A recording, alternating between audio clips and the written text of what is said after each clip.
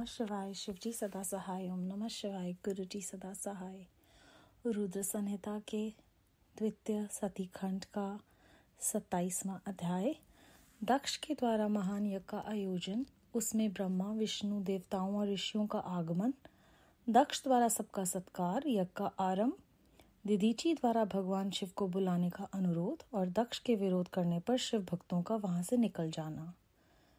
ब्रह्मा जी कहते हैं, नारद, एक समय दक्ष ने एक बहुत बड़े यज्ञ का आरंभ किया। यह यज्ञ की दीक्षा लेकर उन्होंने उस समय समस्त देव ऋषियों, महर्षियों तथा देवताओं को बुलवाया। वे सभी उस यज्ञ में पधारे। अगस्त्य, कश्यप, अत्रि, वामदेव, भृगु, दधीचि, भगवान व्यास, भारद्वाज, गौतम, पैल, पराशर, गर्ग, भार्गव, कुकुक्ष, सीत, सुमंतु, त्रिक, कंक और वैशंपायन ये तथा दूसरे बहुसंख्यक मुनि अपनी स्त्री पुत्रों को साथ लेकर मेरे पुत्र दक्ष के यज्ञ में हर्षपूर्वक सम्मिलित हुए थे। इनके सिवा समस्त देवगण, महान अभ्युदयशाली लोकपालगण और सभी उपदेवता अपनी उपकारक सैन्य शक्ति के साथ वहां पधारे थे।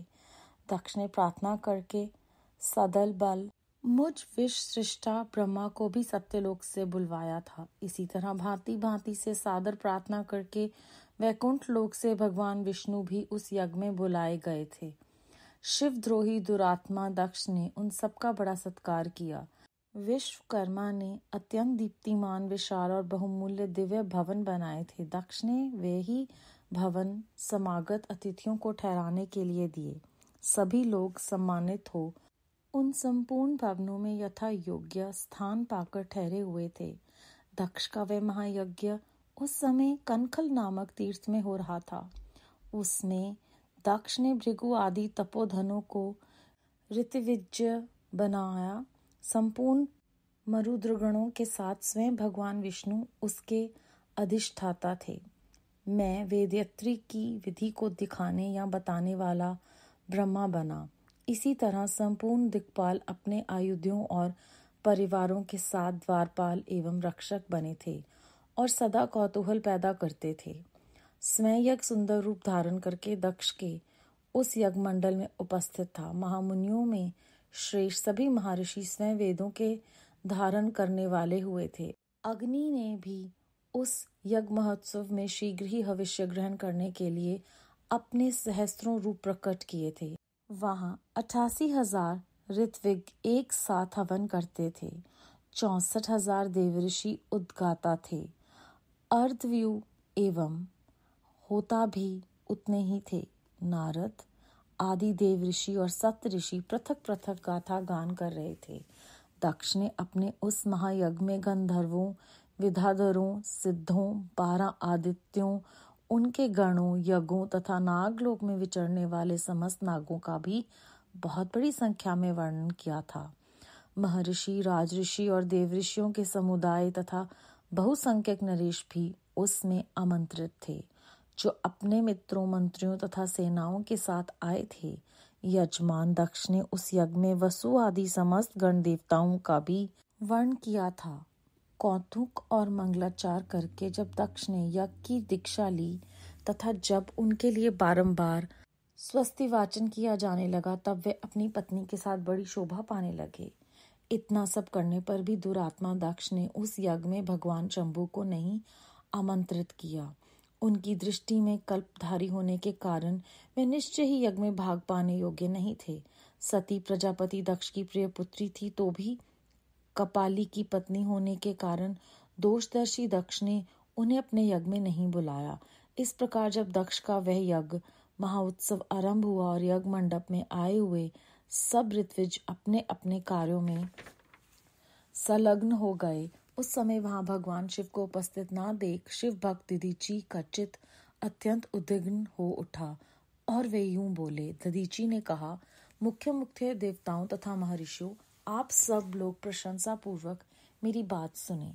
इस यज्ञ महोत्सव में भगवान शिव नहीं आए हैं। इसका क्या कारण है?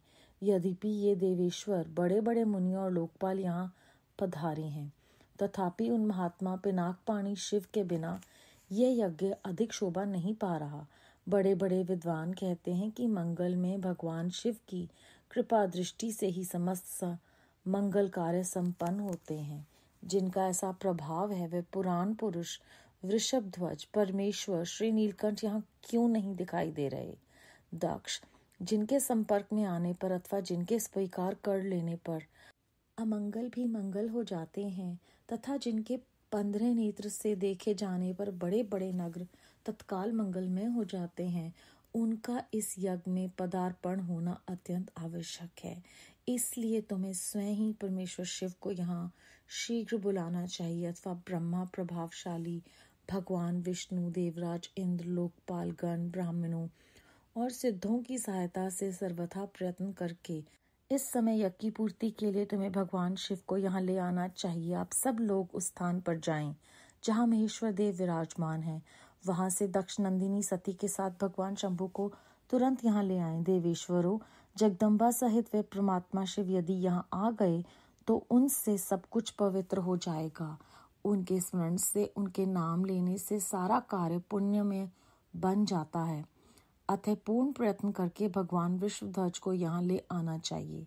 भगवान शिव के यहाँ पदार्पण करते ही ये यज्ञ पवित्र हो जाएगा, अन्यथा ये पूरा नहीं हो सकेगा। यह मैं सत्य कहता हूँ। दीदीची का ये वचन सुनकर दुष्ट बुद्धि वाले मूढ़ दक्ष ने हंसते हुए से रोष पूर्वक कहा, भगवान विष्णु संपूर्ण देवताओं के मूल हैं, जिनमें सनातन धर्म प्रतिष्ठित है। जब इनको मैंने सादर बुला लिया है तब इस यज्ञ कर्म में क्या कमी हो सकती है? जिनमें वेद यज्ञ और नाना प्रकार के समस्त कर्म प्रतिष्ठित हैं, वे भगवान विष्णु तो यहाँ आ ही गए हैं।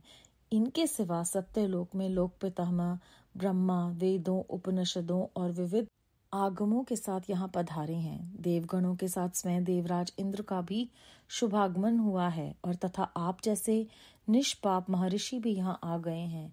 जो महर्षि यज्ञ में सम्मिलित होने के योग्य, शांत और सुपात्र हैं, वेद और वेदार्थ के तत्व को जानने वाले हैं और दृढ़ता पूर्वक व्रत का पालन करते हैं, वे सब और स्वयं आप भी जब यहाँ पदार्पण कर चुके हैं, तब हमें यहाँ रुद्र से क्या प्रयोजन है?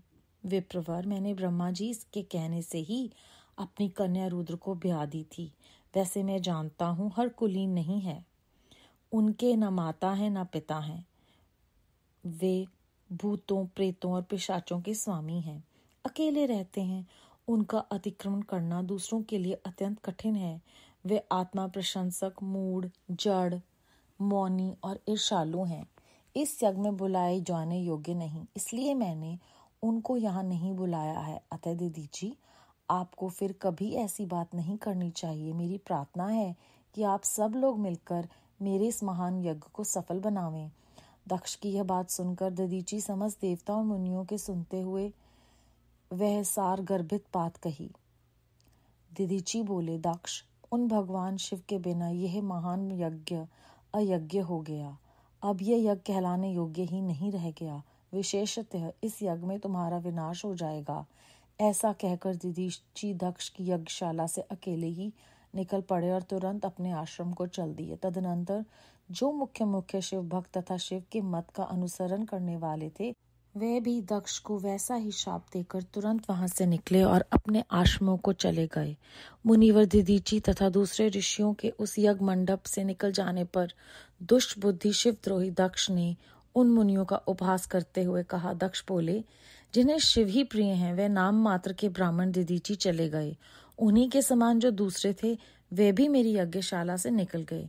ये बड़ी शुभ बात हुई। मुझे सदा यही अभिष्ट है। देवेश, देवताओं और मुनियों में सत्य कहता हूँ, जिनके चित्त की विचार शक्ति नष्ट हो गई है, जो मंदबुद्धि हैं और मिथ्यावाद में लगे हुए हैं, ऐसे वेद बहिष्कृत दुराचारी लोगों को यज्ञ कर्म में त्याग ही देना चाहिए।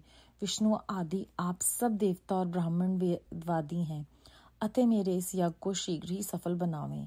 ब्रह्मा जी कहते हैं, दक्ष की ये बात सुनकर शिव की माया से मोहित हुए समस्त देवऋषि उस यज्ञ में देवताओं का पूजन और हवन करने लगे। मुनीश्वर नारद इस प्रकार उस यज्ञ को जो शाप मिला था उसका वर्णन किया गया। अब यज्ञ के विध्वंस की घटनाओं को बताया जाता है।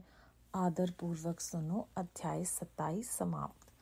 इस अध्याय में हमने जाना कि दक्ष ने शिवजी की माया से मोहित हो उनको आमंत्रित नहीं किया, और जब दीदीची जी ने कहा कि जिनके आने से सब कुछ मंगल में हो जाता है, जिनकी कृपा दृष्टि से नगर तत्काल ही मंगल में हो जाते हैं, जो सब कुछ पल भर में कर लेते हैं, ऐसे पुरुष परायण परमेश्वर को क्यों नहीं बुलाया गया और उनके बिना ये यज्ञ पूर्ण नहीं है।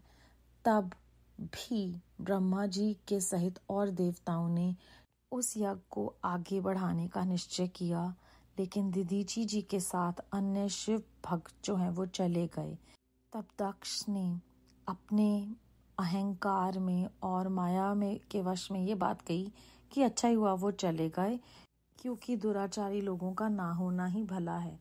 ये मंद बुद्धि और मिथ्यावाद में लगे हुए लोग हैं, ऐसा उन्होंने माया के वश में आकर कहा।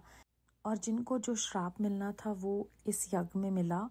और फिर अगले अध्याय में हम इस यज्ञ के विध्वंस की घटना के बारे में विस्तृत रूप से सुनेंगे।